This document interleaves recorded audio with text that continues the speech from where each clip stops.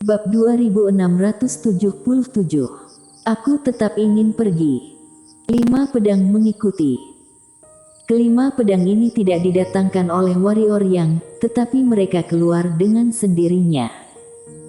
Mereka mengikuti warrior yang berlatih pedang. Warrior yang juga menyadari keberadaan pedang 5 elemen, tetapi dia mengabaikannya. Sebulan berlalu begitu saja. Dalam sebulan ini, warrior yang telah berlatih pedang setiap hari. Mengolah kultivasi pedang adalah mengolah niat kultivasi, dan mengolah niat kultivasi adalah mengolah kultivasi pedang.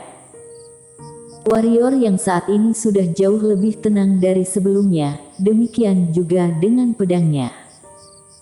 Tentu saja, ini tidak berarti bahwa pedangnya tidak memiliki aura pembunuh. Hanya saja dia yang sekarang ini, sudah belajar mengendalikan sesuatu baik maupun buruk. Sementara, kultivasinya telah mencapai puncaknya sendiri, dan selangkah lagi ia akan mencapai puncak alam takdir. Ini tentu saja berkat bantuan energi hitam Tai yang ada di dalam rumah kayu takdir langit. Energi spiritual di dunia, bisa dikatakan dipimpin oleh energi hitam Tai ini.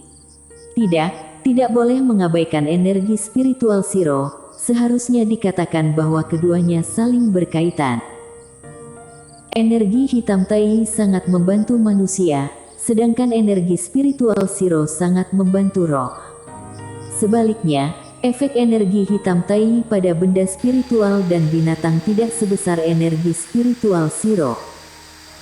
Pada hal yang sama, energi spiritual Shiro tidak memiliki banyak efek pada manusia seperti energi hitam Tai. Ini bukan intinya adalah bahwa dia memiliki kedua jenis energi hitam itu. Dalam situasi ini, meski orang biasa pun akan membuat kemajuan pesat. Dibandingkan dengan alam, warrior yang lebih menjunjung ilmu pedang. Dia yang sekarang, akan pergi memahami lebih banyak. Memahami pedang. Sedangkan Shiro, kegiatan sehari-hari Shiro selain berkultivasi adalah bermain. Dia telah menyeret kawanan domba dan sapi ke pagoda Hongmeng. Sebenarnya, pagoda Hongmeng saat ini seperti dunia asli. Di tempat ini, selain memiliki orang yang lebih sedikit, ada iblis dan benda spiritual langit dan bumi, terutama benda spiritual langit dan bumi. Benda-benda spiritual langit dan bumi di pagoda Hongmeng ini bisa dikatakan memberikan energi kehidupan yang tak terhitung jumlahnya bagi dunia di dalam pagoda Hongmeng. Sejauh ini, dia belum pernah melihat energi spiritual di dunia manapun yang dapat melampaui pagoda Hongmeng. Terutama ketika di dunia ini memiliki bocah kecil bernama Shiro. Shiro menanam sesuatu di sini, pohon pencampur jiwa dan pohon kahyangan itu sudah menjadi pohon yang menjulang tinggi dan penuh dengan buah. Namun, ini berkat sebagian dari energi hitam Tai. Shiro menggunakan energi hitam Tai, energi spiritualnya dan energi ungu di dalam pagoda Hongmeng, serta energi keabadian yang dikembangkannya sendiri. Intinya, kedua pohon ini dibesarkan dengan energi terbaik dan tak terbatas di dunia. Bisa dikatakan bahwa selain dua harta surga dan bumi ini, meski itu adalah rumput, Shiro mungkin dapat mengolahnya menjadi rumput peri. Jangan pernah meremehkan kemampuan Shiro. Dialah yang paling nakal. Warrior yang berhenti berlatih. Karena 1 bulan telah tiba, tanah eskatologi akan menyerangnya. Di sisi lain, sebuah dunia yang tidak dikenal, dunia ini sama seperti dunia Tianwu dan dunia reanimation, di mana energi spiritual mereka telah menghilang sepenuhnya, menjadi sebuah dunia yang ditinggalkan. Di suatu tempat dunia bawah tanah, seorang wanita terus melambaikan tombak di tangannya, sementara di depannya ada sebuah bayangan. Boom! Wanita itu tiba-tiba terguncang sejauh 100 kaki ke belakang, dan lengannya langsung hancur. Bayangan itu tiba-tiba berkata, keterampilan tempur dipertahankan oleh kekuatan dan kecepatan. Titik inti mereka adalah kekuatan dan kecepatan. Semakin cepat kecepatannya, semakin besar kekuatan yang dikerahkan. Kamu masih jauh dari cukup cepat, mari terus datang. Dari kejauhan, wanita itu melambaikan tombak di tangannya, dan saat berikutnya, dia kembali muncul di tempat. Tetapi tak lama kemudian, dia kembali ke tempat semulanya. Tidak cukup, kata bayangan itu lagi. Wanita itu bergegas sekali lagi. Boom! Wanita itu langsung terguncang, dan bayangan itu kembali berkata, lambat, terlalu lambat. Hanya kecepatan yang tidak dapat dipatahkan oleh keterampilan tempur dunia, mari terus datang. Dengan begini, wanita itu bergegas kali demi kali ke arah bayangan itu. Dunia hampa. Pada hari ini, Dewi berhenti dan hendak meninggalkan dunia hampa. Pada saat ini, bayangan ilusi muncul di depannya. Dewi sedikit mengernyit. Bayangan ilusi itu menggelengkan kepala, apakah kamu merasa bahwa dirimu bisa menghentikan tanah eskatologi? Dewi berkata lembut, aku tidak bisa tinggal diam begitu saja. Bayangan ilusi berkata dengan sungguh-sungguh, biarkan dia menyelesaikannya sendiri. Dewi menatap bayangan ilusi, dan bayangan ilusi berkata dengan pelan, percayalah padaku, inilah bantuan terbesarmu untuknya. Kenapa? Tanya Dewi. Bayangan ilusi berkata, jika bocah itu sendirian, maka peluang untuk bertahan hidupnya akan lebih besar, karena dia sendirian. Dia bisa melarikan diri apabila tidak bisa mengalahkannya dan bisa bermain trik. Jika kamu pergi, dia tidak bisa melarikan diri. Pada saat itu, kamu benar-benar tidak punya harapan sama sekali. Dewi terdiam. Bayangan ilusi menambahkan, selain itu, aku tidak percaya bahwa para takdir langit akan tinggal diam begitu saja. Jika mereka maju, maka dia akan selamat, dan apabila mereka tidak maju, kamu lebih tidak boleh pergi ke sana. Karena jika kamu pergi, kamu hanya akan berkorban sia-sia. Dewi perlahan memejamkan matanya, apakah dia akan mati? Bayangan ilusi berkata setelah terdiam sejenak, belum tentu, orang ini sangat licik, ditambah para pendukungnya, serta leluhur roh iblis dan roh baik, bisa dikatakan bahwa dia adalah teka-teki, sebuah teka-teki yang tidak bisa dilihat orang, jadi. Dewi menoleh untuk melihat ke kejauhan, tanah eskatologi pasti tidak akan melepaskannya, bukan?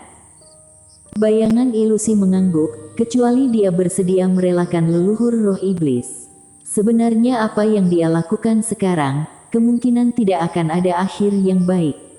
Dia berhubungan dengan takdir langit, bagi pendekar hitam, ini setara dengan mengkhianati para kultivator. Karena bagi kultivator, takdir langit adalah musuh terbesar, sementara warrior yang sekarang berlindung di musuh terbesar ini. Dewi menatap bayangan ilusi, apakah takdir langit akan muncul? Bayangan ilusi menggelengkan kepala, aku tidak yakin. Dewi terdiam.